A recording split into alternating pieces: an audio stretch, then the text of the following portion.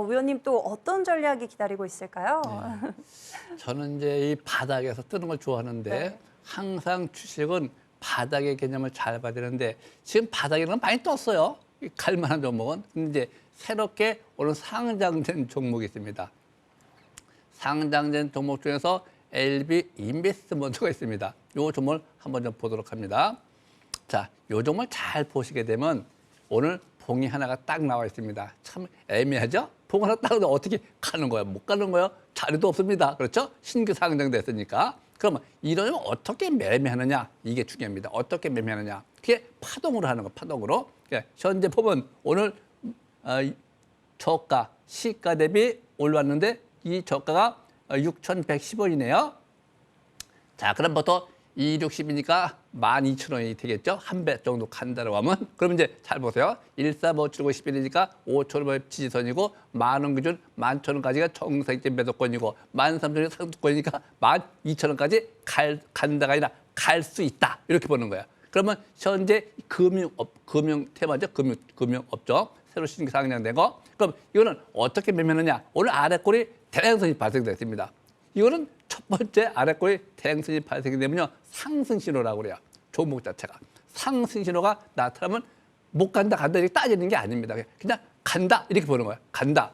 간다로 보면 어떻게 돼? 그 다음날 시가에 반락할 적에 항상 저가 매도. 그러면 이제 이 지지선이 5,500원이니까 그 5,500원대를 지지라들을 잘 보면서 거기다 자기 자신이 자산 대비 10%할 거냐, 20%할 거냐, 목표치가 10,000원에서 11,000원이고 14,000원 상수권이니까 그래서 항상 중장기로 5일매매 또는 3일매매 계속 이어가는 전략을 좋아 보입니다. 위원님 또 어떤 전략 챙겨오셨을까요? 저는 시청자분들이 원하는 표현을 원하시는 대로 예를 들어 뭐 애매하게 얘기하는 걸 싫어하시니까 네. 진짜 갑니까? 네, 저는 갑니다. 이렇게 할 수 있을 정도인데 네. 제가 3년 동안 갈고 닦아가지고 정말 기가 막힌 적중률을 제가 탄생시켜서 정말 신기한데 참 방송이다 보니까 좀 제가 순화를 요거를 해서, 순화해서 그래서 오늘 디스플레이텍 다시 한번 상승을 좀 예상해 보도록 하겠습니다. 좋습니다. 상승을 예상한다. 좀 더 강하게 표현하면 예언한다. 정사다무스. 그 예언을 하려면 솔직히 이제 조금 이제 저도 분석을 하겠지만 기본적으로 이렇게 좀 보시면 좋을 것 같아요. 저는 분석과 좀 다르게 통계 가지고 하는 거예요. 통계, 데이터. 그러니까 팩트의 데이터 가지고 하고 일반적인 분석과 좀 다르다는 거죠. 그러니까 이게 분석에 의한 예상이 아니고 예언을 할 수가 있는 것이 통계 가지고 하게 되면 과거 통계가 미래에 대해 똑같이 갈 수는 없겠지만 많이 봤는데 거의 맞더라고요. 이건 예언이라고 볼 수가 있는데요. 디스플레이텍은 일단 2월 21일 날 일봉이 대량으로 빵 터지면 2차 상승 파동의 초기로 들어갔어요.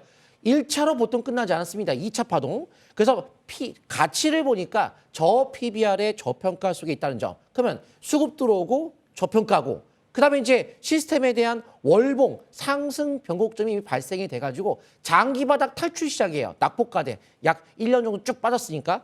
그러면 이제 모멘텀만 있으면 되는데 한국 전기 충전 서비스 한충전이라는데 현대차 그룹이 서비스 중인 전국 24개의 초급속 충전소 유지보수 관리하는 기업이 한충전이에요. 근데 한충전의 지분 갖고 있는 기업이 디스플레이텍.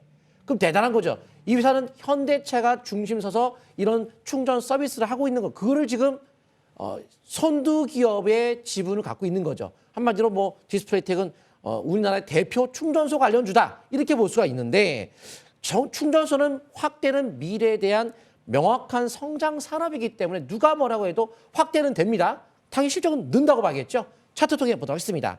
그래서 제가 월봉이 이번 달 이제 뭐 이번 주 끝나니까 눌림목으로 끝나면 더 좋아요. 오히려 올라가는 거 좋지 않아요. 올라가면 이 연속적 상승이니까 차라리 눌러주고 다음 달부터 시작되면 첫 번째 양봉이 되는 거라 굉장히 좋은 흐름이 될 겁니다. 그래서 이번 달 저가 찬스, 현재가도 매수 좋고 짧게는 22선이겠지만 길게는 이 722선 최근 여기 저점만 안 낀다고 한다면 오히려 내려가도 상관없는 거예요. 월봉이 눌림목은 괜찮은 거니까. 그래서 매수와 함께 매매를 계속 추세를 타서 고점 돌파에 초점 맞춘 전략 이어가시면 좋을 것 같습니다. 위원님 또 가파르게 또 상승세가 나오는 종목들을 많이 제시를 해주시는데 오늘은 어떤 종목일까요? 예, 오늘 완벽한 종목을 갖고 왔죠. 네. 그렇기 때문에 기대해 주셔도 좋을 것 같습니다. 네. 일단 아직 반도체 소재 사업 쪽에 이제 완벽히 한다라고 단정 지을 수는 없는데요. 이제 사업부를 좀 인수를 하려고 하는 것 같아요.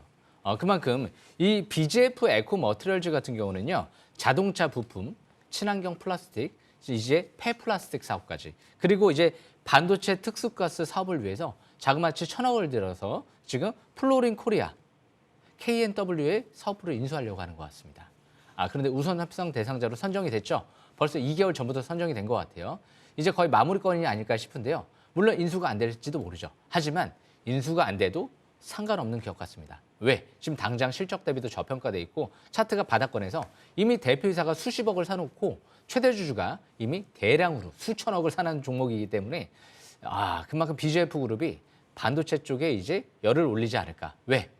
삼성과 역시 사돈이잖아요. 그만큼 이 외가 쪽이잖아요. 외가 쪽. 외가 쪽이죠.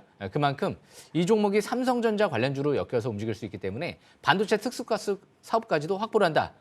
그러면 뭐 난리 나는 거죠. 안정적인 삼성 쪽이랑 매출을 엮일 수가 있기 때문에 BGF 에코 머티리얼즈는요. 모든 게 나무랄 데가 없어요. 신사업, 재무상태, 실적, 그리고 성장성, 그리고 차트까지. 차트를 보면서 설명 들어보겠습니다. 차트를 보시게 되면 이게 오늘 뭐가 보였죠? 아래꼬리 대양선 일봉이 나왔습니다. 그리고 대량 거래가 시현됐고요. 720선을 아래꼬리 대양선을 돌파하는 기업, 저는 그런 기업들이 너무 좋아요. 왜? 신호탄을 쏘아 올리는 것 같거든요. 그만큼 주봉 차트를 보시게 되면 이제 MACD가 예전에 2020년도 때 7월 달 때처럼 이제 막 빨갛게 상승 기조로 이제 막 빨갛게 전환되고 있죠. 차트가 이평선이 밀집 국면에서 장기 평선 이제 막 뚫으려고 그러죠. 이제 막 상승 기조로 전환되고 있습니다. 월봉 차트를 봤을 때도 이제 좀 틀리죠. 예전하고. 파라볼릭이 계속 하락 기조 속에서 2021년도 이후에 내려오다가 이제 드디어 밑에서부터 빨갛게 나왔습니다. 이게 틀리다는 거죠. 20개월 이평선 뚫어버리려고 하는데 그런데 반도체 쪽에 재료가 나왔어요. 반도체 재료 나오면요.